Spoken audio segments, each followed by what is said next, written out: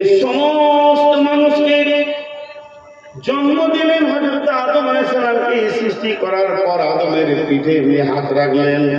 হাত রাখার পর জোর করে বালুর মতো করলো, সমস্ত মানুষকে একসঙ্গে বানিয়ে নিলেন। কিয়ামত পর্যন্ত যত মানুষ আসবে তাদের আত্মাকে সামনে রেখে, সেদিন বিশ্ব নবী ওখানে ছিলেন, সমস্ত নবী ওখানে ছিলেন, সমস্ত যত মানুষ কিয়ামত পর্যন্ত আসবে সবগুলাকে এক জায়গায় জমা করে আল্লাহ তাবারক ওয়া তাআলা বলেন, আলাস্তু বিরাব্বিকুম, আমি কি তোমাদের রব নই, পালনেওয়ালা নই?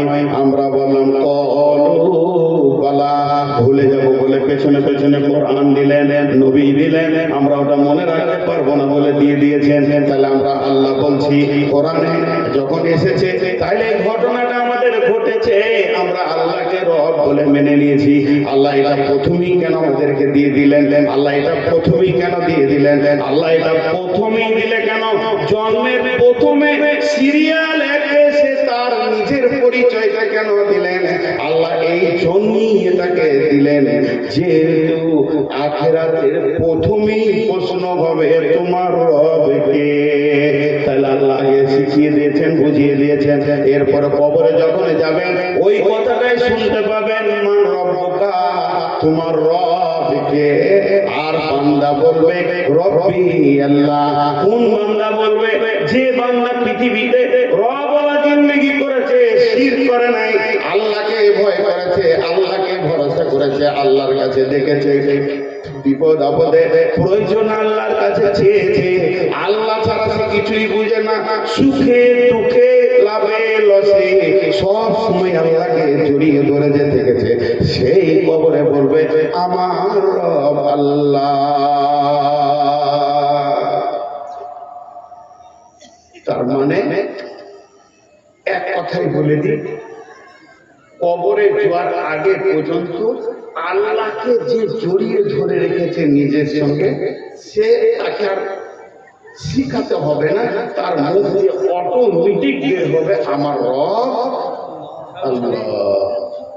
নাম্বার 2, মা দিনুকা, তোমার দিন কি? মা দিনুকা, তোমার দিন কি? মা দিনুকা, তোমার দিন কি? কে বলবে আমার দিন ইসলাম। যে ইসলামের আইন যেগুলো আছে, ইসলামের নিয়ম যেগুলো আছে, সমস্ত আইন নিয়ম কানুনকে যে দুনিয়াতে মেনে চলেছে, ইসলামের আইনকে যে মানে ছেড়ে দেয় নাই, ইসলামের নিয়মকে যে ছেড়ে দেয়নি, ইসলাম যা বলেছে তার উপরে চলেছে, নিজেকে ইসলামের গণ্ডির ভিতরে রেখেছে, কোরআনের আয়াতের ভিতরে রেখেছে, হাদিসের ভিতরে রেখেছে, যার আকীদা মজবুত আছে, সে নিজেকে এক পা পদস্খলন করেনি, ইসলামের বাইরে এসে যায়নি, তার মন চায়নি, ভুলবশত চলে গেছে, তোবা করেছে, ইসলামের আইন কানুন, ইসলাম বলেছে মদ খাবি না, মদ খায়নি, ইসলাম বলেছে জুয়া খেলবি না, তো জুয়া খেলেনি, ইসলাম বলেছে নামাজ পড়, তো নামাজ পড়েছে, ইসলাম বলেছে রোজা রাখ, রোজা রেখেছে। তার মানে ইসলামের আইন যত আছে যে মেনে মেনে চলেছে, ওকে যখন জিজ্ঞেস করবে মা দিনুকা, তোমার দিন কি? সে বলবে দীনুল ইসলাম।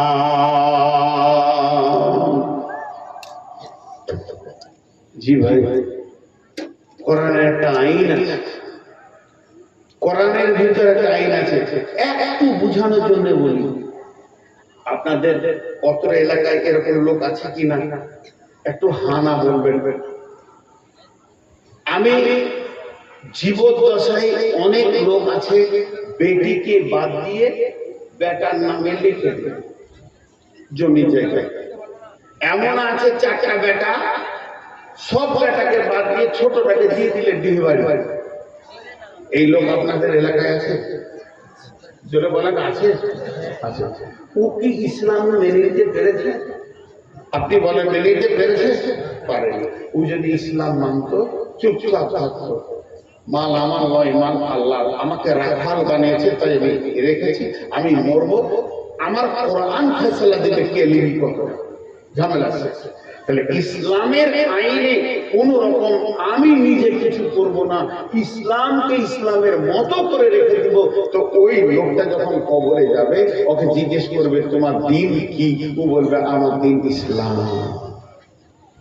মান নবিয়ুকা, মান নবিয়ুকা, তোমার নবীকে। এখন একটা নতুন জিনিস উঠেছে, আজ বইবি জীবী বড় বড় কাগজ নিয়ে এমনি করে লেবার আছে, I love Mohammad, I love Mohammad. ভাই রে, আমাদের ভারতবর্ষে মোদী সরকার আছে, কিছুই করছে না। যদি এখন উমার ফারুক থাকতো সব দিকে পিঠে লাল করে দিত আই লাভ মোহাম্মদ বলা। যতগুলো আই লাভ মোহাম্মদ নিয়ে ধরছে, একটার মুখে দাঁড়িয়ে নাই। মোহাম্মদ সাল্লাল্লাহু আলাইহি সাল্লামকে চেঁচে ফেলে দিয়েছে, মুখে দাবি করছে আই লাভ মোহাম্মদ। চলবে না বন্ধুরে, চলবে না, চলবে না, চলবে না। তার কারণ আমার বডিতে নবী মুহাম্মদ সাল্লাল্লাহু আলাইহি সাল্লাম থাকবে, তবে আমি বলবো আই লাভ মোহাম্মদ। আমার এই যা দাড়িটা, এটা কার কাছে পেয়েছি? এটা আমি রেখেছি। এটা কার কাছে পেয়েছি? আমি নবী মুহাম্মদ সাল্লাল্লাহু আলাইহি সাল্লামের কাছ থেকে পেয়েছি। এই যে দাড়িগুলো কটা হালকা হয়ে ছোট হয়ে গেছে, আমি কাটতে পারছি না কেন? আমি নবী মুহাম্মদ সাল্লাল্লাহু আলাইহি সাল্লামকে ভালোবাসি, তিনি আমাকে পারমিশন দেয়নি, তাই আমি কাটিনি। আমি বলবো মুহাম্মদ সাল্লাল্লাহু আলাইহি সাল্লামকে ভালোবাসি, শুধু মুখে বললে হবে না। একটা ছেলে ছিল মদিনাতে, ওর নাম ছিল খোরাইন। খোরাইন, খোরাইন। আল্লাহ রাসূল একদিন মসজিদে নববীতে বসে বসে বসে বসে আলোচনা করতে করতে করতে করতে মদিনার কোন ছেলেটা কেমন, কোন ছেলেটা ভালো, কোন ছেলেটা নেককার, কোন ছেলেটা নামাজি পরহেজগার, বলতে বলতে নবী খোরাইনের নাম করলো। খোরাইন খুব ভালো ছেলে, ঠিক টাইমে টাইমে নামাজ পড়ে, খুব সুন্দর ইবাদত করে। খালি দুটো জিনিস ওর খারাপ, লম্বা চুল রেখেছে, মাস্তানি চুল, আর কাপড় নিচে কাপড় পরে। এই দুটো যদি ভালো হয়ে যেত তাহলে ওই ছেলেটা অনেক ভালো। ওই সাহাবীটা যে শুনেছে রাসূল বলছেন খোরাইন ভালো, খালি দুটি কাজ ওর খারাপ। সবাই ঘুরতে ঘুরতে একদিন খোরাইনের সঙ্গে দেখা হয়ে গেল। যখনই দেখা হয়ে গেল, খোরাইনকে বলছে খোরাইন রে, তোর ব্যাপারে রাসূল মসজিদে নববীতে আলোচনা করছিল। এইদিকে ধ্যান দেন, এইদিকে ধ্যান দেন। আজাদিয়া শয়তান এসে যখন কথা দামি হবে জেনে নেন, আজাদিয়া শয়তান এসে। আর যে লাফাঙ্গার গুলো আছে ওর এজেন্ট, প্রতি জালসায় ওরা যাবে আর ঝগড়া বাঁধাবে, দিয়ে একটা হইচই করবে। আল্লাহ রাস্তে হাতগুলো ধরে বলছে লাফাঙ্গারদের দিকে মাথা দিবেন না, এইদিকে দেখবেন। খোরাইন রে, খোরাইন বলে কি? আরে মসজিদে নববীতে বসে বসে রাসূল তোর ব্যাপারে বলছে ভালো ছেলে, ওর কুল যেটা বড় হয়ে গেল, ঠিক নাকি বলছিল, একদম নাম করে বলছে তুই ভালো। খালি আল্লাহ রাসূল বলছে দুটো জিনিস খারাপ, ওর মুখে ছিল খুশি যতটা হলো খুশি। কি খারাপ বলছে? বলে তুই কাপড় নিচে কাপড় পরিস, আর ওই যে চুল রেখেছিস মাস্তানি, যেটা সুন্নত ভাই। আমার রাসূল এই দুটো অপছন্দ করেছে। খোরাইন নাবিক গেলে গেল না, বাড়িতে গিয়ে নিজের মাথার চুলকে নিজে ধরছে আর চাকু দিয়ে আর কাটছে। বলছে ওরে চুল রে, তোর মতো চুলকে আমি রাখবো না, যেহেতু আমার রাসূল নারাজ হয়ে গেছে, এ চুল আমি রাখতে পারি না। নিজের কাপড়টাকে এমনি করে চাকু দিয়ে কেটে ফেরে চুলে ফেলে দিল। তুই কাপড় আমার রাসূলকে নারাজ করে দিয়েছিস। এই লোকটা কবরে বলবে মান নবিয়ুকা নবী মুহাম্মদুর রাসূলুল্লাহ। খালি মুখে লয়। আমাদের দেশে পশ্চিমবঙ্গের নাম বলবো না, একটা জায়গা আছে যেখানে জালসাতে কাওয়ালি হয়। জালসাতে কাওয়ালি হয়, মালটা বিরিয়ানি মাল হয়।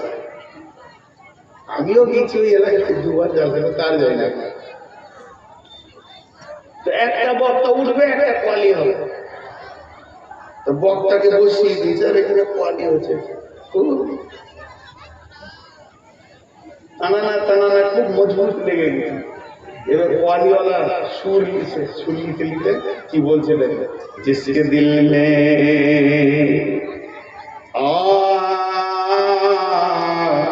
जिसके दिल में जिसके दिल में मोहब्बत रसूल नहीं वो मोमिन नहीं, मोमिन नहीं, मोमिन नहीं।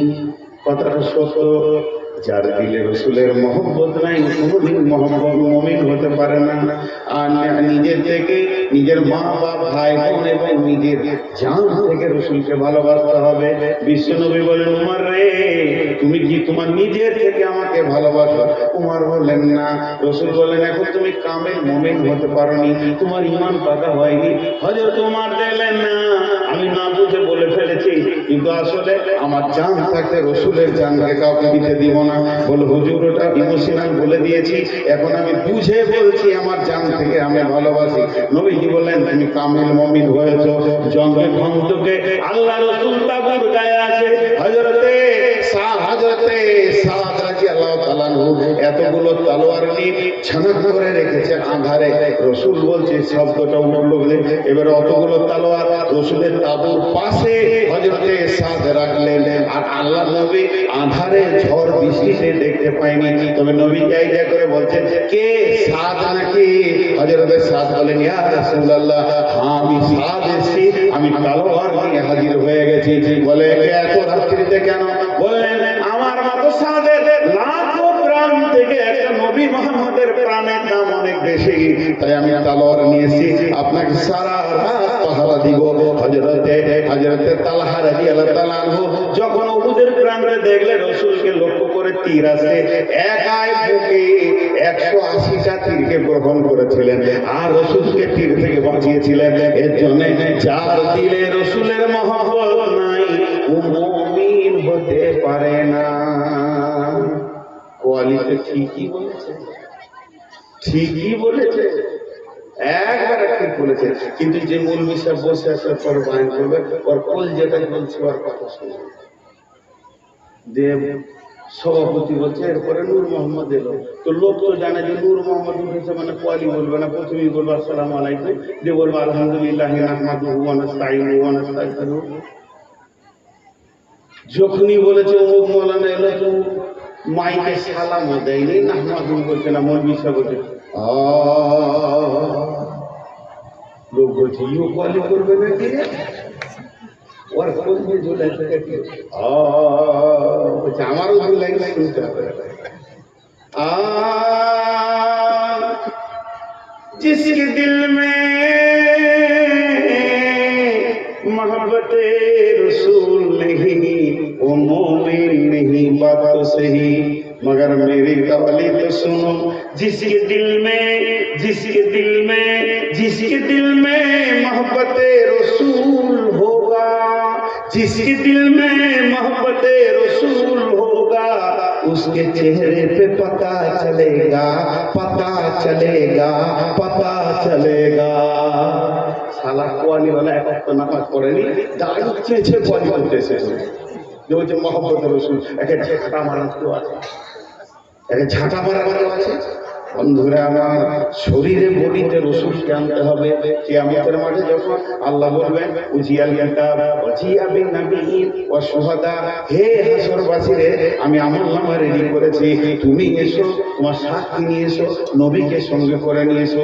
জান্নাতি ব্যক্তিটা গিয়ে বলবে, আল্লাহ আমাকে জান্নাতের সার্টিফিকেট দেন। আল্লাহ বলবেন, ওই রে তোর নবী। আল্লাহকে তখন বলবেন, আল্লাহ আপনি কুদরতে চোখ দিয়ে দেখেন আপনার নবীকে আমি সঙ্গে করে নিয়ে এসেছি। সভাপতি এবার ঘড়ি দেখছে, মনে মনে ভাবছে বক্তাকে ঋণ চালাচ্ছে নাকি রে, এখনো ছাড়ছে না, জি ছেড়ে দেবো কি আদায় করতে পারি, আদায় করবো করবো। আপনাদের এই লোকগুলো যতগুলি বসে আছে, আল্লাহর রাস্তে সকলকে একটা কথা বলছি। আমার বক্তব্য শুরু থেকে শেষ পর্যন্ত আমি একটা বিষয় ছিলাম, গোটা বক্তব্যটা 1 মিনিটে বলবো। কবরে যেতেই হবে, সলজব হবে, উত্তর দিতেই হবে। কবর একটা এমন যাঁচের জায়গা যেখানে আপনাকে চেক করে ছানবিন করে আপনার ইমানের সমস্ত কিছু চুন চুন করে বের করে নেবে, তারপরে পরপরে আপনার রাস্তা দেখিয়ে দিবে জান্নাত না জাহান্নাম। এই কবর হলো একটা জান্নাতের সুলঙ্গ, জান্নাতের টুকরো, আর জাহান্নামের সুলঙ্গ, জাহান্নামের গর্ত। এই জিনিসটা আমাদেরকে ভাবতে হবে। তাই কবরের জন্য বারবার রাসূল জানাজার কথা বলেছেন, তোমরা জানাজায় যাও, জানাজায় নেকি নাও, নেকি নাও।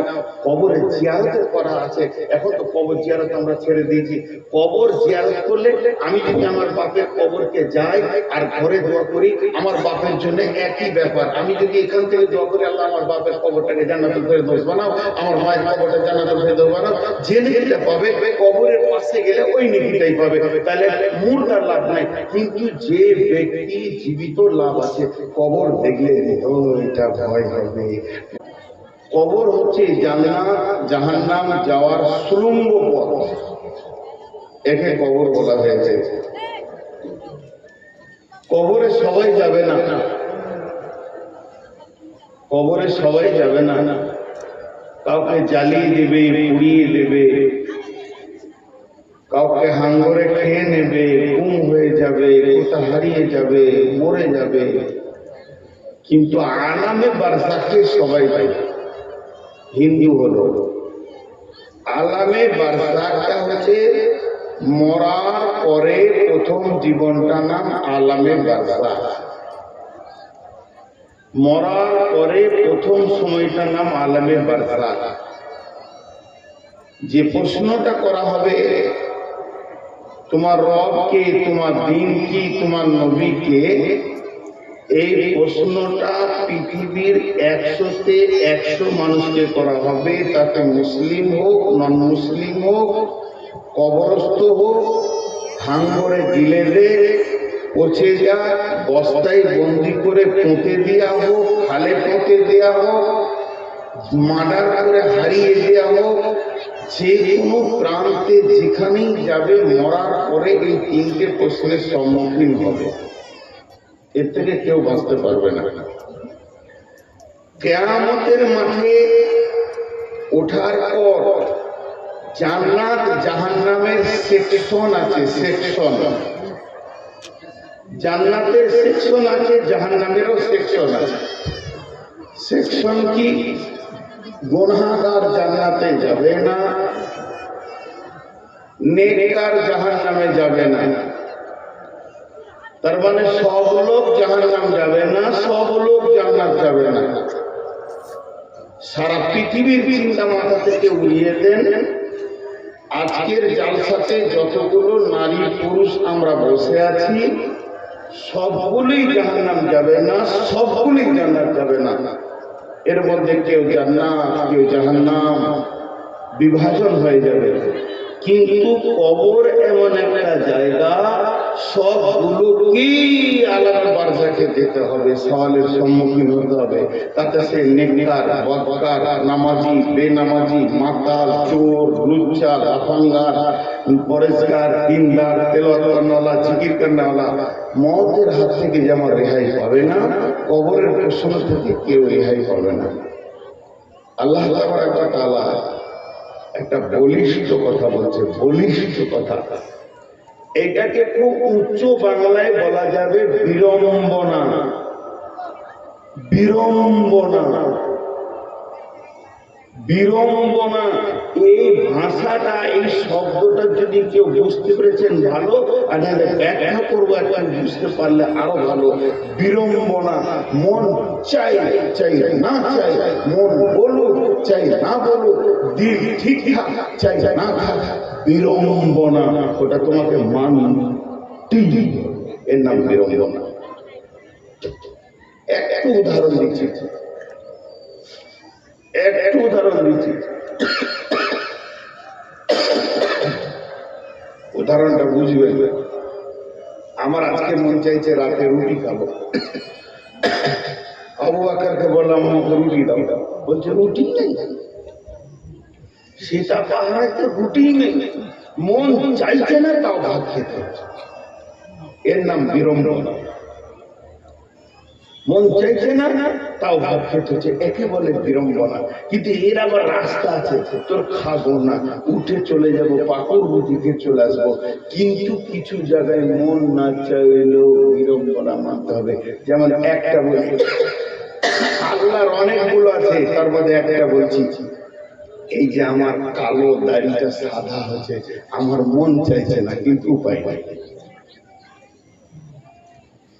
আমার চোখের দৃষ্টি কমেছে, একদিন আমি বিনা চশমায় দুনিয়া করেছি, এখন কোরআন শরীফ হাতে নিলে আগে চশমা নিতে হয়, উপায় নাই।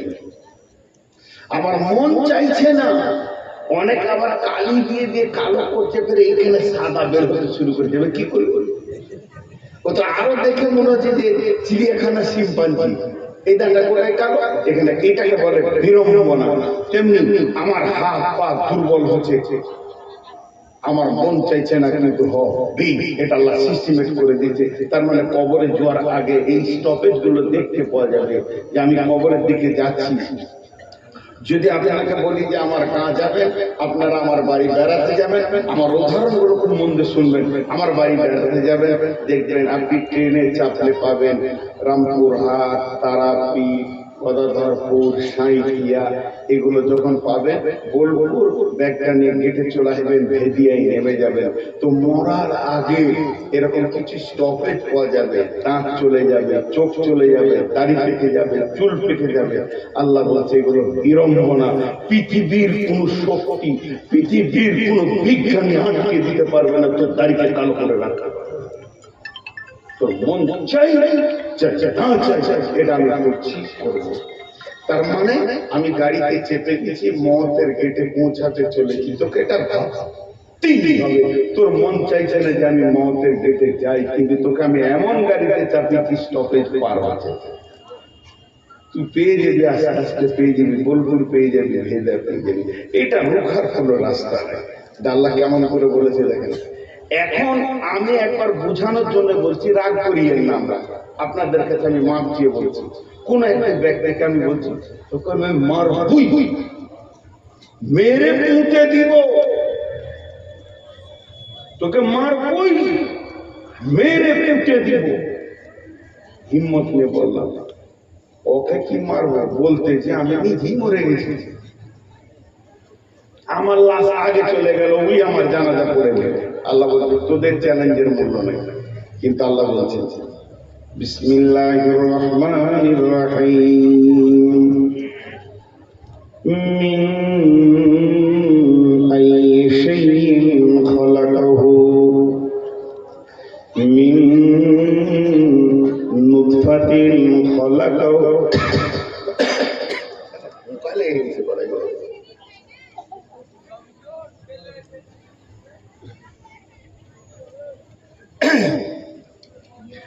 من أي شيء خلقه من نطفة خلقه فقدر ثم السبيل يسر ثم أماته فأكبر। এই জায়গাটা খালি আপনি একটু টাইম আছে, আর কথা বলার কাটিংটা দেখেন। জি, একটা বাচ্চা জন্ম নিয়েছে, সকালে জন্ম নিয়েছে, একদিন গেল, দুদিন গেল, 3 দিন গেল। আপনি ভাবছেন ছেলেটা বাড়ছে, বয়স হওয়ার বাড়ছে, সবাই বলেন বয়স হওয়ার না, বয়স কমছে। বয়স আর কমছে, বরফের মতো চুম চুম। ও তো 65 বছর নিয়েছে, প্রতি সেকেন্ডে কমছে। আল্লাহ তাবারক ওয়া তাআলা বলছেন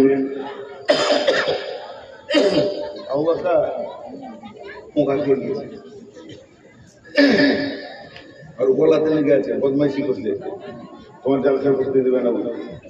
আল্লাহ তাবারক ওয়া তাআলা বলছেন তুই কালে একবার ভাব, আমি সবাইকে বলছি নিজে নিজে নিজে নিজে ভাববেন, কেউ কারো দিকে আঙুল তুলবেন না। আপনি আমারটা চিন্তা করবেন না, আপনারটা আমি চিন্তা করব না, শুধু চিন্তা নিজেরটা করেন। আল্লাহ বলছেন মিন আইয়ি শাইইন খালাকাহু মিন নুতফাতিন খালাকাহু ফাকাদ্দারা সুম্মা সাবিলা ইয়াসসারা সুম্মা আমাতাহু ফাআকবারা। তোকে আমি কি থেকে বানিয়েছি? মিন আইয়ি শাইইন খালাকাহু, তোকে আমি কি থেকে বানিয়েছি? মিন নুতফাতিন খালাকাহু ফাকাদ্দারা। শুধু এই দুটো কথা নিয়ে যদি কথা বলি তো রাত্রি 2টা বেজে যাবে, তার বাকি আয়াতে যাওয়া যাবে না। মিন নুতফাতিন খালাকাহু ফাকাদ্দারা, তোকে আমি বীর্য থেকে বানিয়েছি। 2 রকম বীর্য, একটা নারীর একটা পুরুষের। একটা নারীর একটা পুরুষের বীর্য থেকে তোকে আমি বানিয়েছি। আমার বানানোটা কত সূক্ষ্ম দেখ, তোকে আমি বানিয়েছি। মিন আইয়ি শাইইন খালাকাহু মিন নুতফাতিন খালাকাহু ফাকাদ্দারা। সেই জিনিসটা কেমন? যে জিনিসটা দিয়ে তোকে আমি বানিয়েছি সেই জিনিসটা কেমন? কেমন? বন্ধুরে আমার, একজন অহংকারের সঙ্গে রাস্তায় হাঁটছে, আর একজন বুদ্ধিজীবী বলছে, ভাই রে তোর অহংকার কিসের? তুই যে পৃথিবীতে এসেছিস কোন সোনার গেট দিয়ে তুই আসিস নাই, কোন সোনার দরজা দিয়ে তুই আসিস নি। তোর আসার জন্য তোর আল্লাহ ব্যবস্থা করেছে, একবার পুরুষের পেশাবের রাস্তা, একবার নারীর পেশাবের রাস্তা। পেশাবের রাস্তা দিয়ে তুই আইলি, তোকে এমন একটা জিনিস দিয়ে বানানো হয়েছে যেটাই স্মরণ যখন হয়েছে তোর মা বাপে তাদের গোসল ফরজ হয়ে গেছে। আল্লাহ তাবারাক ওয়া তাআলা সূরা দাহর বলছেন, হাল আতা আলাল ইনসানি হিনুম মিনাদ দাহরি লাম ইয়াকুন শাইয়াম মাযকুরা ইন্না খালাকনাল ইনসানা মিন নুতফাতিন আমসাদিন নাবতালিহি ফাজআলনাহু সামিয়্যাম বাসীরা।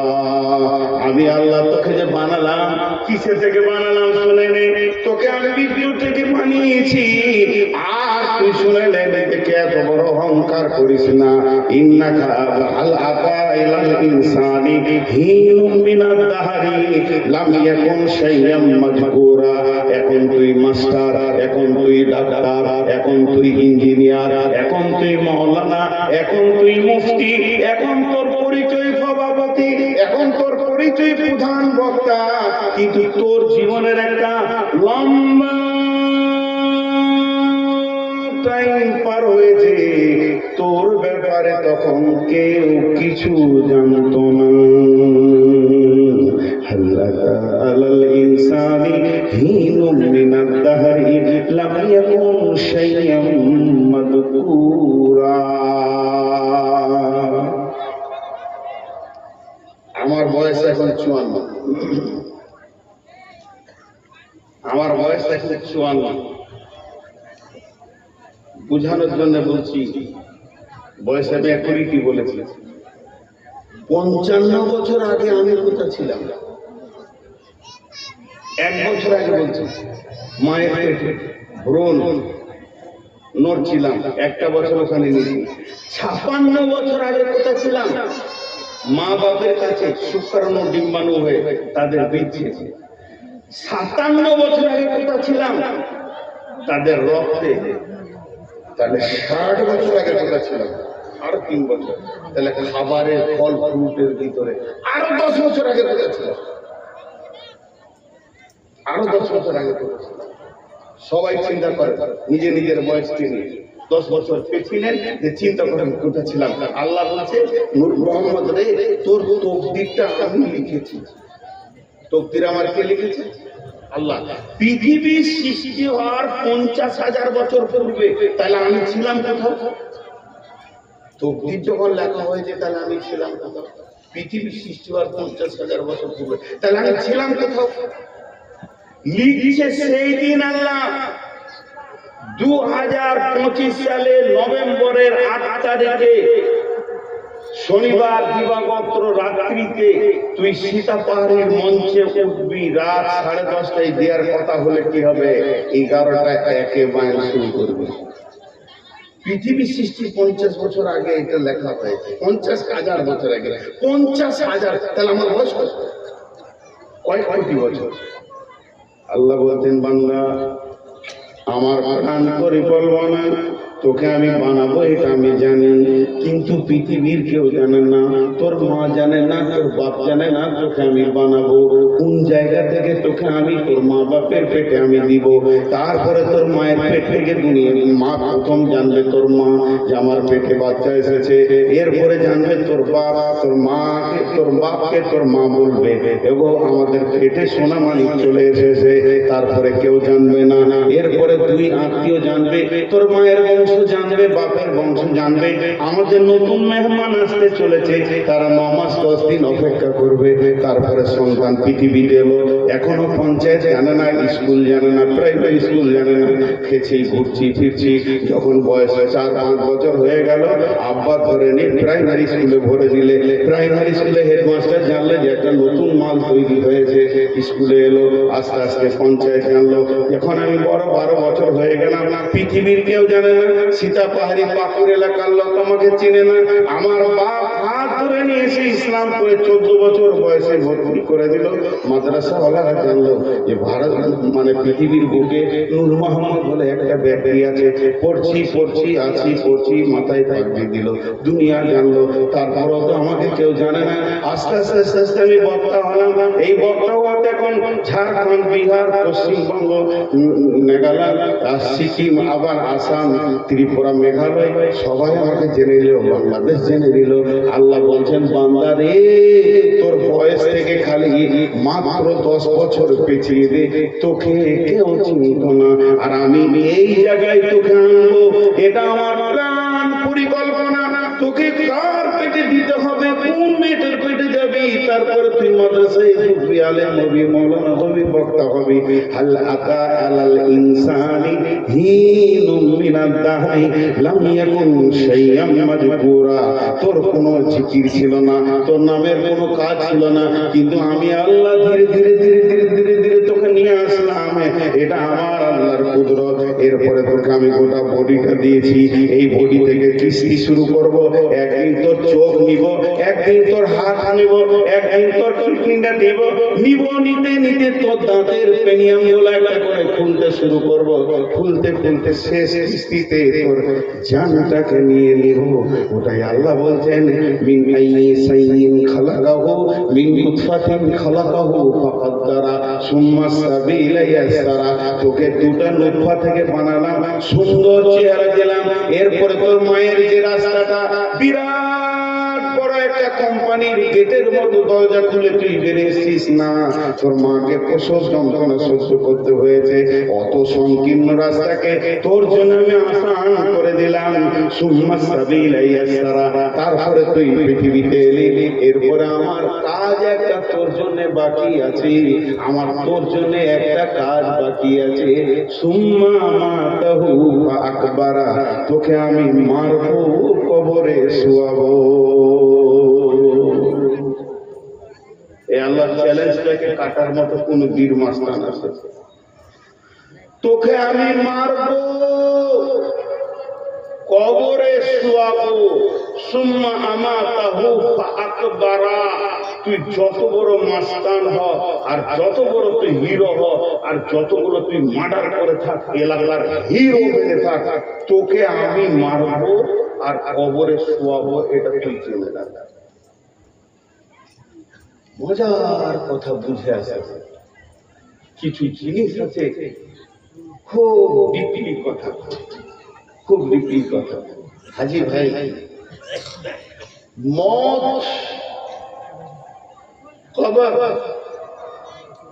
সাবজেক্ট, অনুশীলন, অনুমান। মত আর কবর, এই দুটি জিনিস মানুষের বিবেকের দরজা খোলার জন্য যথেষ্ট। এটা একটা সাবজেক্ট, এটা একটা বিষয়, এটা একটা অনুমান। একটা লোক লেখাপড়া করতে পারেনি, ওকে কবর দেখাবো কিছু বুঝবে।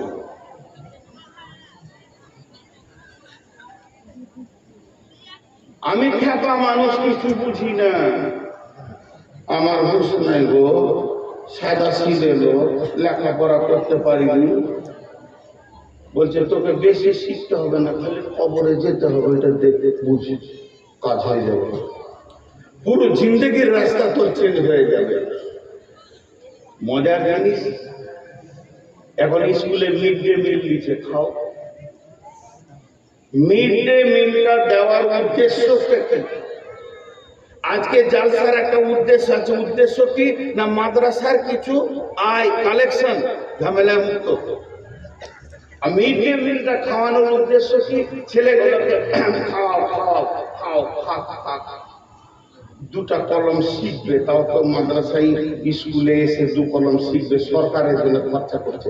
আমরা যখন শিশু ছিলাম তখন কেক দিত, কেক একটা করে হাতে দিত, কি খুশি। কেকের লোভে পড়াশোনার দরকার নাই, করে কি হবে, পড়া করলে তো ঝামেলা, পড়া তো বিরক্ত জিনিস। ছোট শিশু কিছু বুঝি না, কেকটার লোভে টাইমে গোসল করছে, স্কুল যেতে হবে, মনে হচ্ছে যেন অফিসার খুব ব্যস্ত, স্কুল যাবে। লোভটা হবে কেক। এই লোভটা দিল কেন? এই লোভে আমার দেশের নাগরিক স্কুলে ঢুকে যাক, আর তারা যেন নিরক্ষর না থাকে, স্বাক্ষর হয়ে যাক, তারা আমার দেশের ভবিষ্যতে চালাবে। এই ছেলেগুলো আমরা চলে গেলে তার জন্য। আর আল্লাহ রসুল লোভ দিচ্ছেন, আল্লাহ রসুল লোভ দিয়ে ডাকছেন এমনি এমনি করে আমাদেরকে। লড়াইছে, সাদা ভাষা বলে দিলাম আপনাদের দেশে, লড়াইছে। কিসের লোভ? বিশ্বনবী বলছেন, যদি কোনো লোক মারা গেছে, মোটা লোকটার জন্য বলছে না, যে লোকটা জীবিত আছে ওর জন্য বলছে, তুই যদি ওর জানা যায় গিয়ে খালি হাজরিটা দিয়ে দিস, তোর আমার নামাতে এক রাত নেকি লেখা হবে, একটা উহুদ পাহাড়ের সমান নেকি লেখা হবে। আর যদি দাফন কমপ্লিট করে তুই আসিস জানাজা থেকে নি, তাহলে তোকে কিরাত টাইমে দেওয়া হবে, দুইটা উহুদ পাহাড়ের সমান তোকে নেকি দেওয়া হবে। এই দুটি নেকি তুই পাবি। এবার মরে গেছে কে? সীতা পাহাড়িতে মরে গেছে হাজী আব্দুল সালাম। আমি বলছি ইসলাম বলতে চল চল চল নেকি পেয়ে যাবো, পাকুরওয়ালারা বলছে চল চল চল নেকি পেয়ে যাবো, বসুনডাঙ্গা বলছে চল চল চল নেকির লোভে চলে আসছে। চারিদিক থেকে নেকির লোভে ভিড় হচ্ছে। এই লোভটা কেন রসুল গেলেন? ওই মুর্দাটা জানা যায় আসলে আমি নেকি পাবো। ও জান্নাতি হতে পারে, জাহান্নামী হতে পারে। হাদিসে যদি বলে দিত জাহান্নামীদের জানাজা পড়লে নেকি পাবি না, জান্নাতীদের পড়লে পাবি, তাহলে আবার ভেজাল ছিল, ওটা জানতে হতো জাহান্নাম গেল না জান্নাত গেল। প্রভু বলছে ওদিকে ভেজালে তুই মাথা ভরবি না, ওদিকে তুই তাকাবি না। এটা মুসলমান মাইয়া, মুসলমান মাইয়া বেনামাজি নয়, কালামাওয়ালা নামাজি আলা মাইয়া মরেছে, জানাজায় তুই দাঁড়িয়ে যা, তোর আমল নামাতে নেকি দিয়া হবি। লে যা, একটা লোক মরেছে সীতা পাহাড়ি থেকে, হিরণপুর থেকে 5 জন চলে এসছে, চচ্চ নেকি লুটে নিব, আখেরাতে নেকি হবে রে। লে মজা, ওরা 5 জন এসেছে, 5 দুগুণে 10 উহুদ পাহাড়কে নিয়ে চলে গেল। ওই মুর্দা ব্যক্তিটা কি লাগালো? আমার প্রশ্ন, মুর্দা ব্যক্তিটার কি লাভ হলো? ও লাভের মাঝি নাই। নেকি করেছে তো ভালো, আর গুনাহ করেছে তো ভালো, যা করেছে বুঝবে। যদি আল্লাহ রসুল একবার বলে দিত জানাজাতে যতগুলো লোক আসবে, প্রত্যেকটি লোকের মাথা পিছু একটা লোকের 1 কিরাত করে নেকি, বা একটা করে নেকি কি 1 উহুদ পাহাড় করে নেকি ওই মুর্দাকে দেওয়া হবে, তাহলে আমি তো আমার বাপের মরার সময় ভাড়া করে লোক নিয়ে আসতাম, যে আমার বাপ 10-50 কোটি নেকি নিয়ে চলে যায়। কিন্তু যে যাবে জীবিত পাবে। লোক দেখেছে জীবিত কেউ, আবার দেখে জানাজার নামাজ, আল্লাহু আকবার, আল্লাহুম্মা গফির লিহাইয়িনা ওয়া মাইতিনা ওয়া সাহিদিনা ওয়া গায়িবিনা ওয়া সাগীরিনা ওয়া কাবীরিনা ওয়া যাকারিনা ওয়া উনসানা।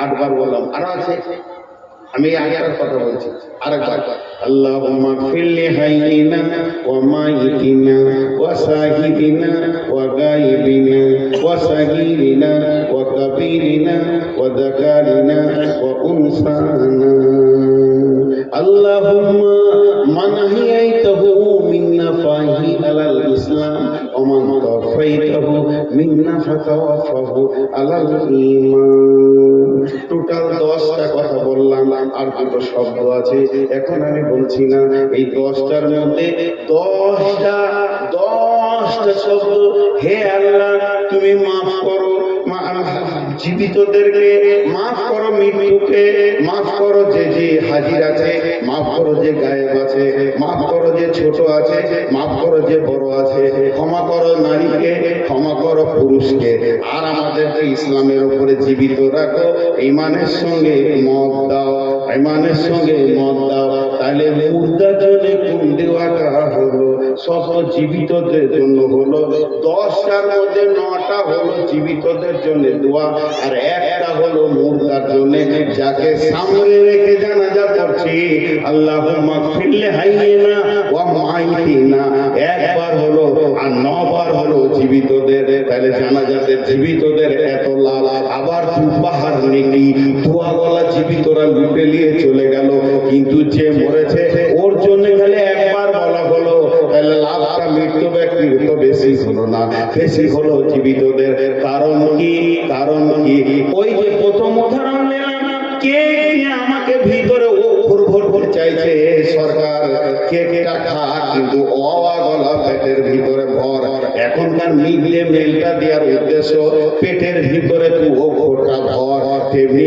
আল্লাহ তাবারাক ওয়া তাআলা রাসূল জীবিতদেরকে এত লাভ দিলেন কেন যে তুই আয় আর মুর্দা ব্যক্তিকে দুই চোখে দেখলে পরে তোর বিবেকের দরজা খুলে যাবে জ্ঞানের দরজা খুলে যাবে যে জ্ঞানটা কোনো primary school high school college university দিতে পারবে না সারা পৃথিবীর যত বিদ্যালয় আছে এই জ্ঞানটা কেউ দিতে পারবে না যে জ্ঞানটা জানাজা দিবে সেটা কি একটা মৃত্যু একটা জীবিত ব্যক্তি কিভাবে মরে গিয়ে মা বাপ ভাই বোন স্ত্রী ছেলে কন্যা পুত্র মাল সম্পদ সব বাঁধন কেটে কেটে কিভাবে ধীরে ধীরে নিজের কবরে চলে গেল এই দৃশ্যটা তুই একবার দেখে আয় আল্লাহ রাসূল বলতে চাইছে ও আমার উম্মতের দল লোকটা এখনই জীবিত ছিল চায়ের দোকানে বসেছিল এখনই মরে গেল ওই লোকটার দিকে তুই তাকিয়ে দেখ ওই লোকটা এখনই জীবিত ছিল লোক বলবে আমার সঙ্গে কথা বলছে গতকালকে আমার সঙ্গে কথা বলেছে গত পরশু দিন একসঙ্গে পাকড় গেছিলাম সেই লোকটা জীবিত লোকটা মৃত্যু হয়ে সমস্ত পৃথিবীর মায়ার বাঁধন কেটে স্বামী স্ত্রী ছেলে মেয়ে বিবি বাল বাচ্চা জমি জায়গা নাতি পোতা মাল সম্পদ বাড়ি ঘর গাড়ি সব সম্পদের মায়া কেটে ধীরে ধীরে কি করে কবরে ঢুকলো এই দৃশ্যটা তুই যখন দেখবি তোর তখন বিবেকের দরজা খুলে যাবে আর পৃথিবীতে পাগল হয়ে থাকবো না এখন আমাকে কবরের পুঁজি তৈরি করতে হবে এই ছেলে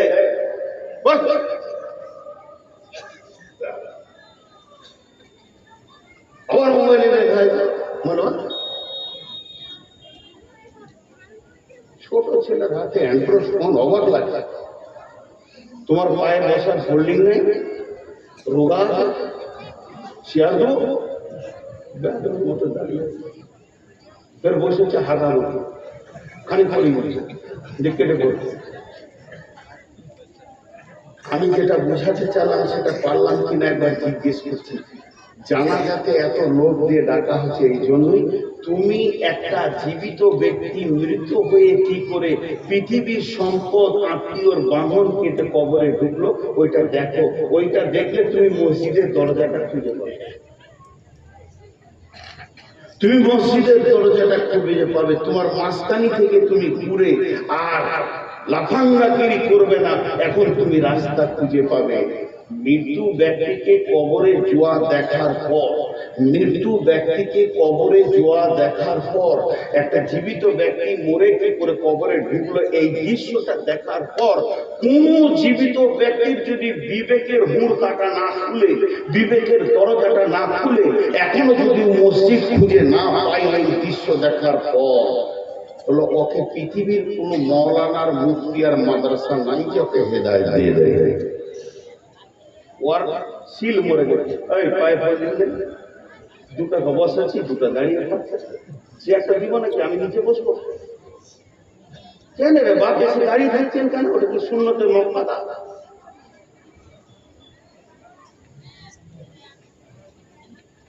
ভাইয়া, খুব গুরুত্বপূর্ণ কথা।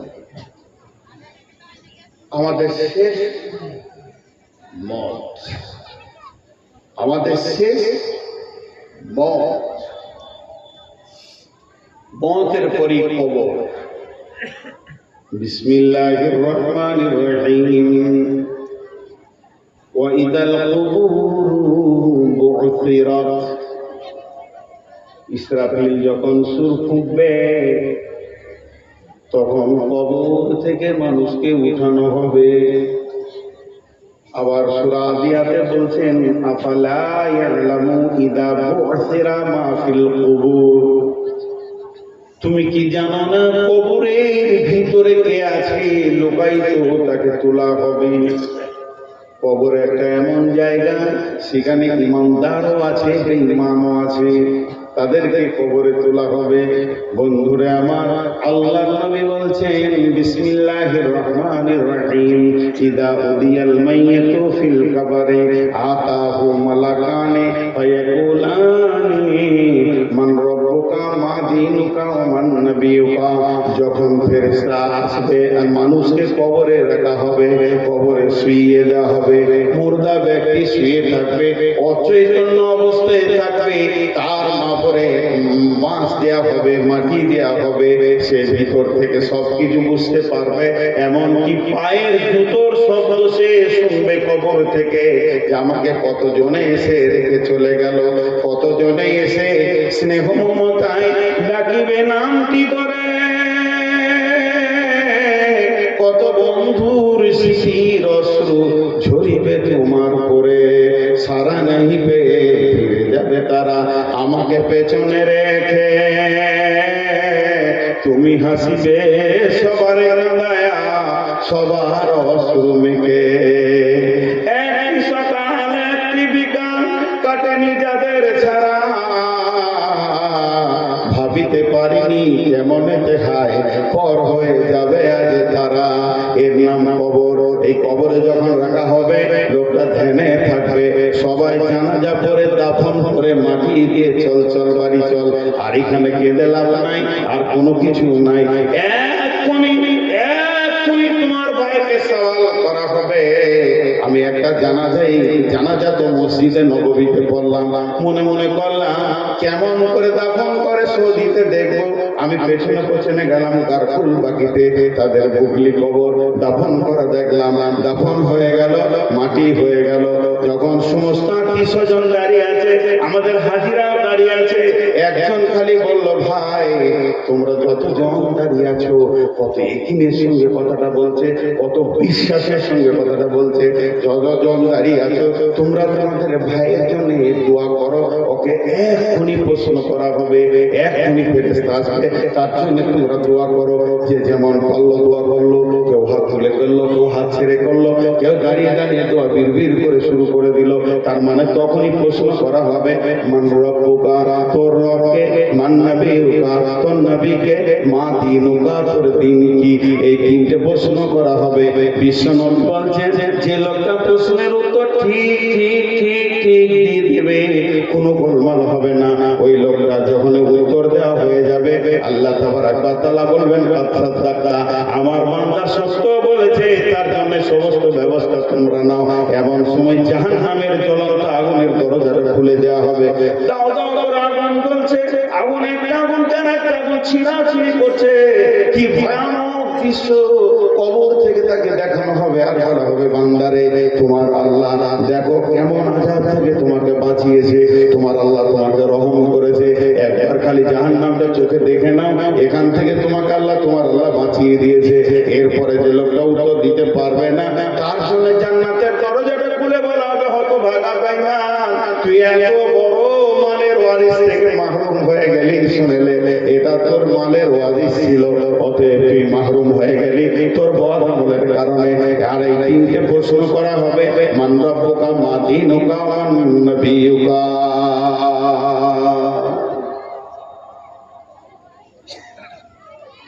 কবর এমন একটা জিনিস যে মানুষের সমস্ত চেতনার দরজা খুলে দেয়। কবর এমন একটা জায়গা, আপনার সাথে কেউ থাকবে না, আপনি একা, আপনি একা, সেদিন একা। জি, কবরে আযাব হবে। মাঝে একটা কথা বলে দিচ্ছি, কবরে আযাব সত্য। বিশ্বনবী হেঁটে সাওয়ার হয়ে ঘোড়াতে খচ্চরে সাওয়ার হয়ে যাচ্ছিলেন, দুটা কবরে আযাব চলছিল। খেজুরের ডাল নিয়ে দুটা কবরে দিলেন আর বললেন, যতদিন ডালটা না শুকাবে কিছু আযাবটা হালকা হবে, মাফ হয়ে যাবে নয়। তার মধ্যে একজন গীবত করেওয়ালা আর একজন পেচ্ছাপের ছিটা লেগে যেত, অত খেয়াল করতো না। আর এখনকার ছেলে পেচ্ছাপ করে পানি নেই, পেচ্ছাপ করে পানি নেই না। আম্মা জান আয়েশা রাদিয়াল্লাহু তাআলা আনহা ঘরে আছেন। বিশ্বনবী নাম একটা ইহুদিদের মেয়ে ভিক্ষা করতে এসেছে। মেয়েটা হলো ইহুদিদের। আম্মা জান আয়েশাকে বলছেন, আম্মা জান আয়েশা কিছু খাবার আছে কি? আম্মা জান আয়েশা বলছে, ঘরেতে কিছু নাই। অনেক খুঁজে আমি দুইটা খেজুর পেলাম, এই দুটি খেজুর এনে ইহুদির মেয়েটার হাতে দিলাম। যখনই মেয়েটা আমার খেজুরটা পেল, আমার খেজুরটা পাওয়ার পর ওই মেয়েটি আমাকে দোয়া দিল, রে আয়েশা, আল্লাহ তোমাকে কবরের আযাব থেকে মুক্তি দান করুন। আমি অবাক হয়ে গেলাম, এই কেমন দোয়া। বিশ্বনবী যখন বাড়িতে আসলেন, আমি বললাম ঘটনাটা, ও দয়ার নবী গো, শুধুমাত্র দুটি খেজুর দিয়েছি, যার বিনিময়ে আমাকে দোয়া দিয়েছে আল্লাহ যেন কবরে আযাব থেকে তোমাকে মুক্তি দান করে। কবরে আযাব কি হবে? নবীজি বললেন, আযাব আল কবরে হাক্কুন। আয়েশা রে, তুমি কি জানতে না এতদিন কবরে আযাব হলো বড় কঠিন, এটা এটা হবে। আম্মা জান আয়েশা বলছেন, এরপর থেকে আমি খুব সূক্ষ্ম ধ্যানে খেয়াল করতাম নবীজি যে দোয়াগুলো ফিস করে পড়তো, তার ভিতরে বাড়িতে যে নামাজগুলো পড়েছে, নফল পড়েছেন, সুন্নত পড়েছেন, আবার তাহাজ্জুদ পড়েছেন, রাসূল যখন দোয়া পড়তেন আমি খেয়াল করে দেখেছি এমন কোন নামাজ নাই যে নামাজে তাতে সুন্নত হোক, নফল হোক, ওয়াজিব হোক, যাই হোক, তাহাজ্জুদ হোক, যে নামাজে কবরে আযাব থেকে নিজেকে মুক্তি চাননি। আল্লাহ রাসূল ওই দোয়াটা আমাদের জন্য দিয়ে দিয়েছে। আমরা যখন নামাজে তাশাহুদে বসি তখন বলি, আল্লাহুম্মা ইন্নী আউযু বিকা মিন আযাবি জাহান্নাম ওয়া আউযু বিকা মিন আযাবিল কবরি ওয়া আউযু বিকা মিন ফিতনাতিল মাসীহিদ দাজ্জাল। এই দোয়াটা আমরা পড়ি। বিশ্বনবী প্রত্যেকটি নামাজের শেষে কবরের আযাব থেকে নিজেকে মুক্তি চেয়েছে।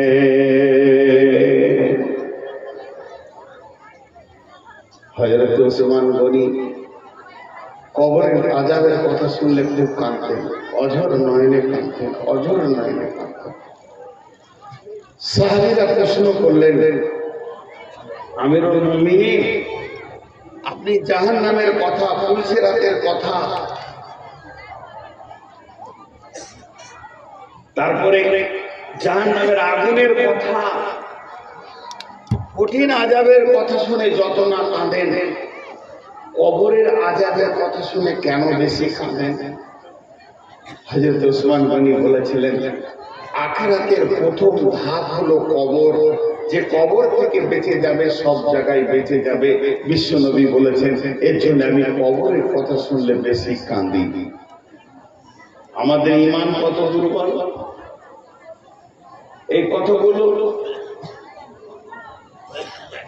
বলতে গেলে মনে হয় যেন নিজেকে খারাপ লাগছে, বলা ছেড়ে দিয়েছি। আগে খুব বলতাম, যখন ছেলে মানুষ ছিলাম, বয়স হয়নি, হাসির কথা বায়নে বলে দিয়েছি, এখন বলতে কষ্ট হয়। এটা তো হাসির মজলিস নয়, এটা কাঁদার মজলিস। এখন বয়স হয়েছে, অনুশোচনা এসেছে। অনুশোচনা ছিল না, তোলপাড় করার নিয়তে মানে সূচনা ছিল যে বাইরে তোলপাড় করবে, কিন্তু জি না, বলতে বাধ্য হচ্ছি, আমার মন চাইছে না। এখনকার গোরস্থানে যান, একটা লাশকে কবরে রাখছে, লাশকে শোয়ানো হচ্ছে, বিসমিল্লাহি ওয়ালা মিল্লাতি রাসূলুল্লাহ সাল্লাল্লাহু আলাইহি সাল্লাম, রাসূলুল্লাহ সাল্লাল্লাহু আলাইহি সাল্লাম পড়ছি, তাকে রাখা হচ্ছে।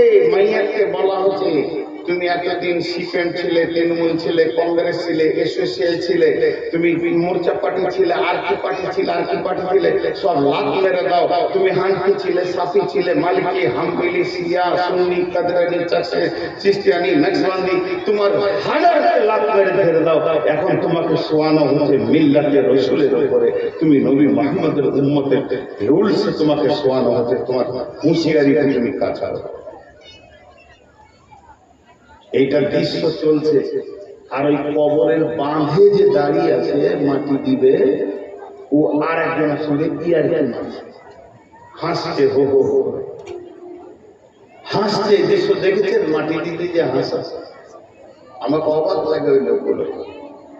আমি অনেক জায়গায় বলেছি, পাকুড়ে গিয়ে দেখবেন সকালবেলা একটা খাসিকে জবাই করে ওকে উল্টা দিকে ট্যাং করে ছুড়িয়ে দিয়ে ওর চামড়াকে ফালিয়ে দিয়ে অর্ধেক মাংস কেটে নিয়েছে, নাড়ি ভুড়ি ঝুলছে, খরিদ্দারকে দেখাচ্ছে স্পেশাল মাল, তিনটে ফের বাঁধা আছে। আর ওই সময় যে একজন বলছে আমার বাড়িতে মেহমান আসবে, 17 কেজি মাংস লাগবে, হবে এমনি 3টের দিকে তাকিয়ে বলছে হয়ে যাবে, হয়ে যাবে। কতক্ষণ সময় লাগবে? 20 মিনিটে বানিয়ে দিয়েছি। তখন বলছে আমি হাটে থেকে আসি। ওই অবস্থায় ওই 3 জনাতে আমের পাত খেছে, কাঁঠালের পাত খেছে, আর হুড়া হুড়ি করছে। ওরা জানে, ওরা জানে একটা সাইড হচ্ছে, আর 3 জনাতে হুড়াহুড়ি করছে। এর পশু, এর পশু, এর পশু, পশু বলে এটা সম্ভব। ওর অনুসূচনা জ্ঞানটা নাই, ভবিষ্যৎ বুঝে না। কিন্তু এই পশুটা একটা মানুষকে একটা কেক ধরিয়ে দেবো, খাও, আর একটাকে ফাঁসি দেওয়া হবার সামনে, তুমি কেকটা খাও, পানি খেলাও, তোমার এরপর হবে, কেক খেতে পারবে ও, কিন্তু পারছে এখনকার মানুষ। একটা লাশ নামাচ্ছে, আর একজন হো হো হো হো করে হাসছে, ইয়ার কি মানছে। বন্ধুরা আমার, কবর এমন একটা জায়গা, আল্লাহ তাবারাক ওয়া তাআলা বলছেন বিসমিল্লাহির রহমানির রহিম, আলহাকুমুত তাকাসুর হাত্তা যুরতুমুল মাকাবির, কাল্লা সাওফা তা'লামুন সুম্মা কাল্লা সাওফা তা'লামুন, কাল্লা লাউ তা'লামুনা ইলমাল ইয়াকিন লাতারাউন্নাল জাহিম সুম্মা লাতারাউন্নাহা আইনাল ইয়াকিন সুম্মা লাতুসআলুন্না ইয়াওমাইদিন আনিন নাঈম। গোটা সূরাটাকে একটা উদাহরণে করে দিল। উদাহরণটা শুনবেন, গোটা সূরাটা খাপে খাপে মিলে যাবে। একটা উদাহরণ দেব। আপনাদের বাড়ি সীতা পাহাড়ি, এই যে ইস্তাহারে লেগেছে সীতা পাহাড়িতে বিরাট ধর্মীয় ইসলাম সীতা পাহাড়ি, এটা লেখা ভুল হয়েছে। সীতা পাহাড়ি মাঠ লিখতে হবে, গাঁ থেকে 3 কিলোমিটার দূরে, এটা ভুল হয়েছে। সীতা পাহাড়ি মাঠ লিখতে হবে। এখন বোস্টন ডাকার যদি লাঠি আছে, তোদের যাচ্ছে না, আমাদের ভয়ে ভয়ে তোদের লিখে অর্ধেক চলে এসছে বোস্টন ডাকার কাছে। আর বোস্টন ডাকার খুঁজছে আমার কাছে যে একটা দিন এই মাইকে জুড়ে দিলেই হয়ে যেত 3টে মাইক, গোটা বোস্টন ডাকার তোল করতে হয়ে যেত। চালাক নয় বলি, ওদিকে একটা মাইক ভাড়া করে 20-25টা চোখ জুড়ে দেন, বোস্টন ডাকি শুনে নেন। এদের খরচায় আপনাদের তেলে বেগুন ভেজে যায়। জি, তো এবার উদাহরণটা শুনেন। উদাহরণটা হচ্ছে যে আপনার এই সীতা পাহাড়ির একটা ছেলে হিরোইনের চাকরি করে। মন দিয়ে শুনবেন, অনেক আপনি বলে ইউটিউবাররা তো দেয়, আর ইউটিউবাররা থাম্বনেল বানালে পাহাড় পর্বত করে দেখিয়ে দিবে। এদের কাছে কখন জ্ঞান দেবে? ইউটিউবাররা অর্ধেক বেরিয়ে চলে গেছে, আর টোটোওয়ালাদের মাথায় বেরিয়ে নেই, রাস্তার মাঝে সারা যাবে। ওদের আল্লাহ যার বিবেক শেষ করে দেয় ওকে টোটো কেনার তৌফিক দেয়। আগে ওর বিবেক শেষ, তারপরে ও টোটো কিনবে। আল্লাহ পয়সা দেবে, যা এই করে খাটা। আমার এক ড্রাইভার আফসোস করে বলছে যে সরকার খালি কলকাতা এয়ারপোর্টের গেটকে আটকে রেখেছে, নাহলে ঢুকে যেত দুবাইয়ের প্যাসেঞ্জার চাপি নিত। টোটো একবার যদি এয়ারপোর্টে ঢুকতে পায় না, দুবাই, মরক্কো, সুদান, আমেরিকা, ইংল্যান্ডের প্যাসেঞ্জার চাপি নিয়ে বললে তোরা খালি চুপ করে বল, 3 মিনিটে পৌঁছিয়ে দিচ্ছে। ওদের মাথা কিছু ফাঁকা মাথায় টোটো চালায়। জি জি, তো যে কথাটা বলছি, একটা ছেলে সীতা পাহাড়ে চাকরি করে, হিরণ করে, প্রতিদিন যায় একবার, আসে একবার। এই রাস্তাটা প্রতিদিন দুবার থাকে, দুবার থাকে, দুবার থাকে, দুবার। সকালে একবার যায়, বিকেলে আসে, সকালে যায়, বিকেলে আসে। 3 মাসে কবার দেখবে? 3 মাসে কবার দেখবে? 180 বার। কথা বলে না, সব চুপ করে আছে। 3 মাসে 180 বার দেখবে। এরই মাঝে ওই রোড, হাই রোডকে, এই হিরণপুর যেতে পার হয়ে যে ব্রিজটা আছে, ব্রিজটাকে সরকার জিসিবি দিয়ে উড়িয়ে 2 দিকে খাল করে 30 ফুট খাল করেছে, পাইলিং করে ভালো করে ব্রিজটা বানাবে, উঁচা করে যারা না ভাঙে দিয়ে। 2 দিকে রড গুলো খালি ওপর দিকে হয়ে আছে, বাকি নিচে ঢালাইটা হয়েছে, বাকি কাজ এখন বাকি আছে। 3 বন্ধুতে জালসা শুনতে গেছে, মোটর সাইকেল নিয়ে, একজন চালাচ্ছে আর 2জন বসে আছে, আর গল্প শুরু করেছে। চাকরি তো করছি রে, তুই করছিস, তুই তো স্কুলে চাকরি করছিস, আমি তো ব্যাংকে করছি, আমি তো হসপিটালে পেলাম। ভাই কেমন কি আছে? বলে পাকুড়ে জায়গা নিয়েছি।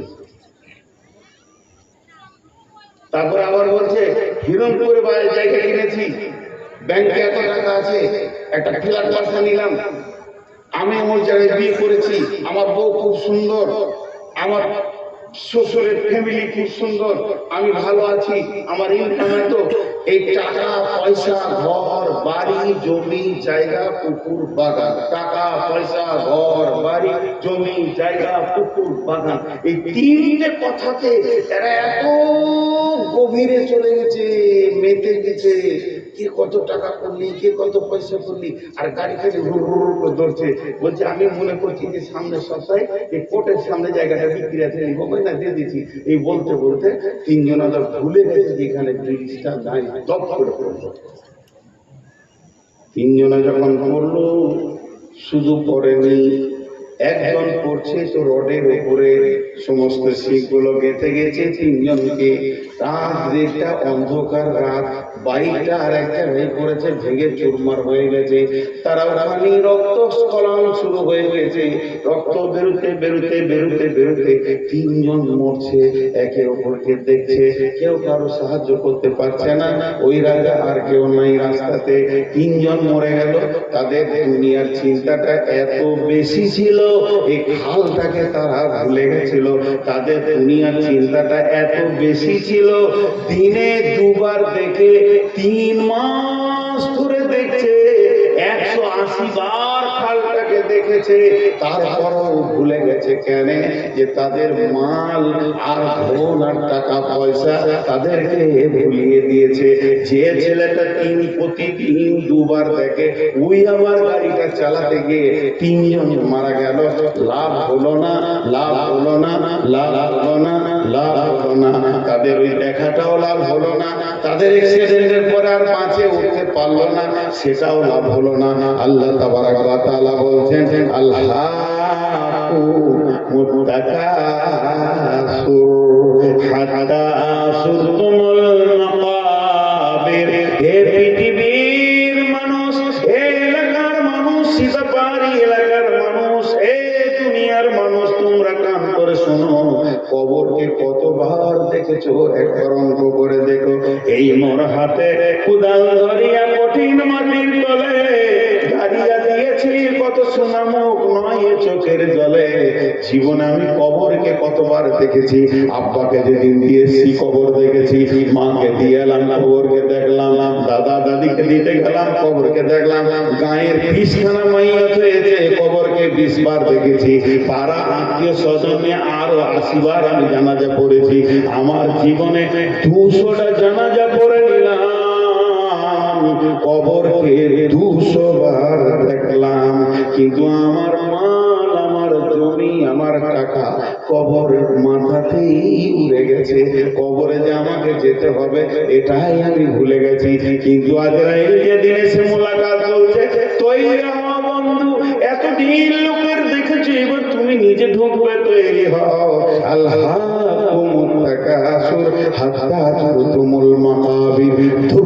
কবরে যে শুয়ে গেল, তাহলে কবরে প্রথমবার শুয়ে নাই। আমি একটা ছেলেকে বলছি, তুমি করবি না। একবার বললাম, 2 বার বললাম, 3 বার বললাম, 4 বার বললাম, 20 বার বললাম, 50 বার বললাম, আমার গাড়িটা লাগবে না, আমার গাড়িটা লাগবে না, আমার গাড়িটা লাগবে না, 80 বার বললাম। এরপরে কানে একটা পড়া করে মেরে দিলাম। আপনি হাতটা ধরে বলছেন ছেলেটা মারছেন কেন, কি করেছে? তুমি কি জানো না ওকে 80 বার বলেছি?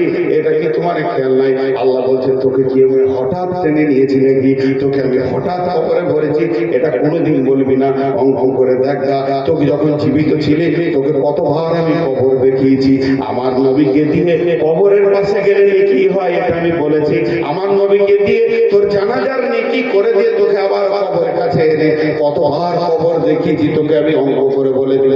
আমি আল্লাহ তোকে হঠাৎ কবরে ভরিনি। তোকে না হলো 200 বার জীবনে, তোকে 50 বছরের জীবনে তোকে 200 বার কবরে এনেছি, আর কবরকে দেখিয়েছি, আর কবরে শোয়াতে দেখিয়েছি। এইটা দেখার পরও তোর দরজাটা তালা মারা ছিল, তোর বিবেকের দরজা খুলছিল না, তোর মিজাজ মসজিদের দরজার দিকে দিয়েছে না, তোর মিজাজ রোজার দিকে দিয়েছে না, তোর মিজাজ তাস লুডু দাবা জুয়া সুদ লুচ্চালা ফাঙ্গারি ছাড়ছে না, তোর মিজাজ পর্দা হতে বলছে না, বেপর্দা হয়ে ঘুরছে। আমার তো দোষ নাই, তোকে আমি প্রথম কবরে আনি নাই। এরপরে তুই কবরে আসবি, তখন নিজে চোখে আযাব দেখবি। সাত বিন আক্কাস রাদিয়াল্লাহু তাআলা আনহু, যার জানাজায় 70,000 ফেরেশতা এসেছিল, তার কবরে নিশানি হয়েছে।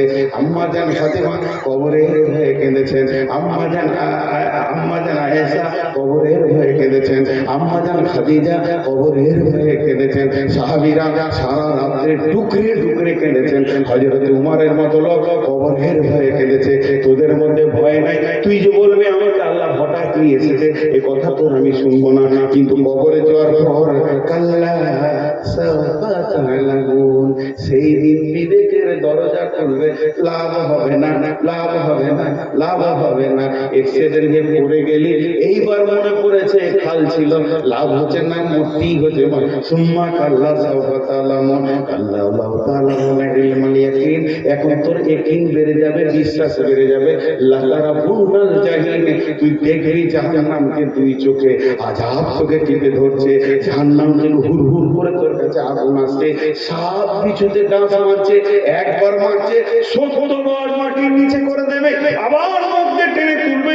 ওই বিষ এত যাতনা, যদি আল্লাহ তোকে পৃথিবীতে একটা বিষ দেওয়ার ক্ষমতা দিত, সবুজ আলো দেখতে পেতে না, সেই তোকে কষ্টগুলো চলছে, তোগুলো দেখবি দেখবি দেখবি, কোনো কাজ হবে না।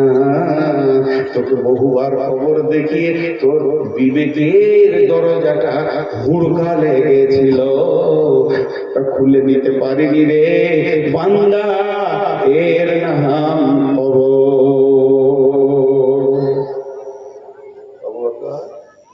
বুড়াটা কত বলবে 12টা বেজে, না না না আমার 12টা বেজে, ঘড়ির 12টা বাজতে ওটাও কেন?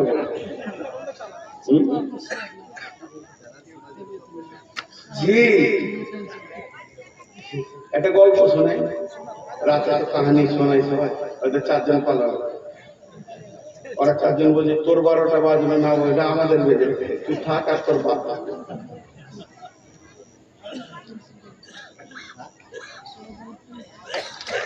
যে একটা রাজা, এটা আমার বায়নার সাথে কোনো মিল নেই, আপনাদের একটা গল্প শুনেছি, এটা বায়নার উদাহরণ। একটা রাজা মনে মনে নিয়ত করেছে কি করবো রে, আমার নামটা যেন থেকে যায় সারা জীবন, যোগ করেছিল এমন একটা কাজ করে যাব আমার নামটা সারা জীবন থাকবে। নিয়ত করে যে দুধের পুকুর করবে, একটা বড় পুকুর বানাবে, তো দুধের, আর সারা চারিদিকে ইউটিউবার আছে বলবে অমুক রাজা দুধের পুকুর করেছে, সারা জীবন নাম থেকে যাবে। তারপরে দুধগুলো খেয়ে নেবে, শেষ হয়ে যাবে জায়গা। কিন্তু আমি একবার তো করেছি, 2 মিনিট লেগে তো একটা পুকুর বানানো বড়, গোটা পুকুরটাকে মার্বেল পাথর টাইলস দিয়ে সাদা সিমেন্ট দিয়ে বানিয়ে ধুয়ে পরিষ্কার করছে, দুধ রাখার উপযুক্ত করেছে, লম্বা একটা ড্রেন করেছে এখান থেকে আপনাদের জামে মসজিদ দিয়ে পুকুরের কাছে কাউকে যেতে দিবে না, তালা মারা আছে। সকালবেলায় উঠে পুকুরটা খুলে দিবে আর এলান হয়ে যাবে, একবেলা লোক দেখে নেবে, দুধ তো পচে যাবে, নষ্ট হবে, তারপরে দুধ তুলে নিয়ে খেয়ে নেবে, দুধের পুকুর আমি করেছি, অমুক রাজা করেছে, হয়ে গেল। অমাবস্যারা বাদশা এলান করে দিয়েছে এলাকার যত গোয়ালা আছে ও তারা যেন 1 ঘড়া করে দুধ দেয়। ও হিসাব করেছে 3 লাখ আছে, মোটামুটি 1 ঘড়া করে দিলে দুধ ভর্তি হয়ে যাবে, আর ওই ক্যাপাসিটি করা যায়। গোয়ালারা বলেছে আপনার চিন্তা নাই, আমরা রাতের আন্ধারে ঢেলে খালি ঢালার জায়গাটা ঠিক আছে। সকালবেলায় বাদশা উঠে ঘুম থেকে ফজরের নামাজ পড়ে মনের খুশিতে গেছে, আর মনে মনে করছে আমি আগে দেখে নি, তারপরে এলান করতে বলে দেবো, সেকেন্ডে গোটা দুনিয়ার লোক হাজির হয়ে যাবে। যে দেখে পানি, দুধের পুকুরটা পানি, কথাটা বুঝতে পেরেছেন? পুকুরটা পানিতে পরিপূর্ণ হয়ে গেছে। দিয়ে বাদশা এলান করা বাদে সৈনিকরা বলছে যতটি গোয়ালা আছে নিয়ে এসে ভর কারখানায় ভরেছে, একটা করে ধরছে আর পিটাইছে। কি দিয়েছিলি বল? স্যার আমি মনে করেছিলাম সবাই দুধ দিবা, আমি 1 ঘড়া পানি দিয়ে হয়ে যাবে, পানি দুধ আর কেউ দেয়, তাহলে অবস্থা খুব খারাপ। ওর মন হলো না, এই যে আমার অসুখ, খালি পেটে 380 সুগার, ভরা পেটে 375, ডাক্তার বলছে খবরদার রাত জেগেন না, 12টার পরে একটু শুয়ে যান। সব জলসালারা বলছে খালি আজকেই দেয়, বুঝতে পারছেন কিনা? আমার কিন্তু ফাঁকা পড়ছে না, গতকাল কালারা বলছে কালকা থেকে দেবে, আর 2টো রসগোল্লা দিয়ে বলছে আজকে খাই। আমাদের এখানকার ভালো রসগোল্লা এলাকা। আর যদি কোনো ডাক্তার বসে যাচ্ছে পপ গাছ গাছারা ওষুধ নিয়েছে সকালে হাজির, এতে সুগারের ওষুধ এতবেলা হাজির, কার খাবো আর কার খাবো না, সবাই আমার শরীরের উপর দিয়ে এক্সপিরিয়েন্স চালাইছে, দেখি এটা যদি ভালো করতে পারি। তো ভাইরা আমার কষ্ট তো কষ্টই, তো আমি আর আপনাদেরকে বেশি বিরক্ত করবো না, কিছুক্ষণ চালাচ্ছি, ছেড়ে দিচ্ছি না, হালকা সময় থাকবো, আপনারা হালকা সময় থাকেন, একসাথে দোয়া করে ভাঙবো ইনশাআল্লাহ। তা আমি এখন যেটা আপনাদের সামনে বক্তব্য রাখছি, এটা একটা বিষয়, তার নাম হলো কবর। কবর থেকে বড় হুঁশিয়ার।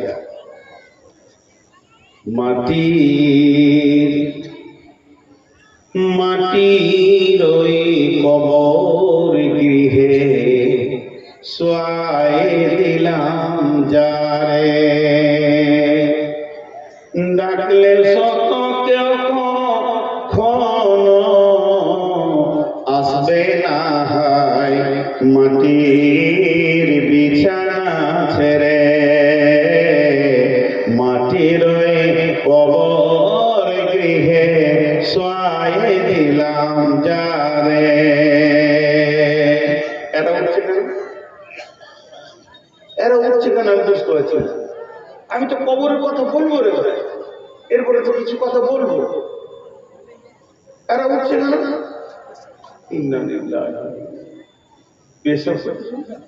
আমি কি পাগল নাকি?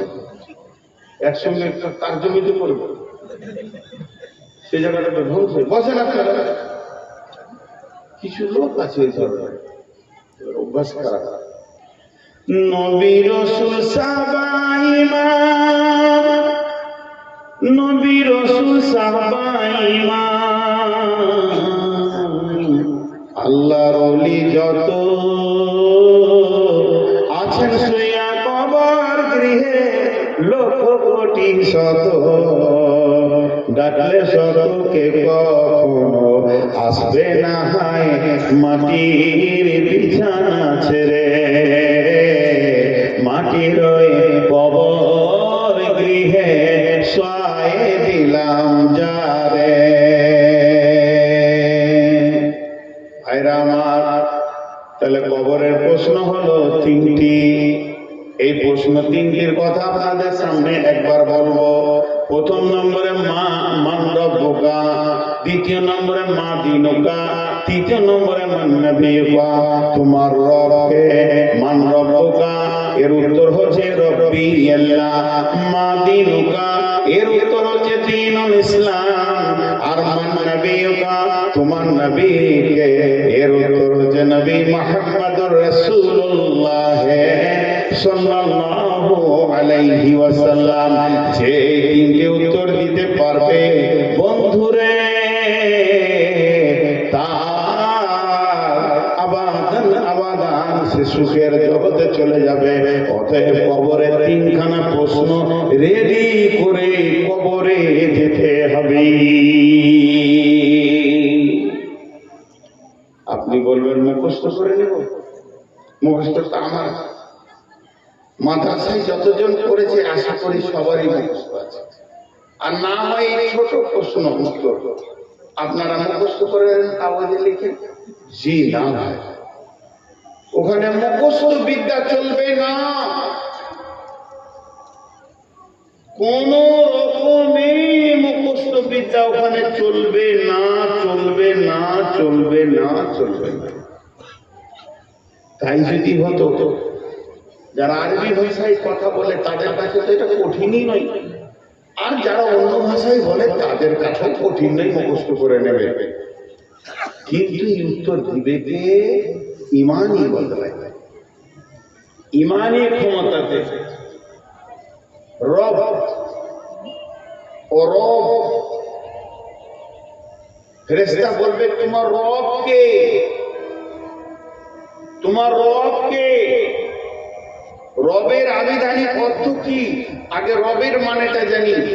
রব মানে পালনেওয়ালা, রব মানে পরওয়ারদিগার। আমি ইংরেজি জানি না, শুনেছি রব মানে কেয়ারটেকার, যে তোমার সার্বিক চিন্তা করে সে রব।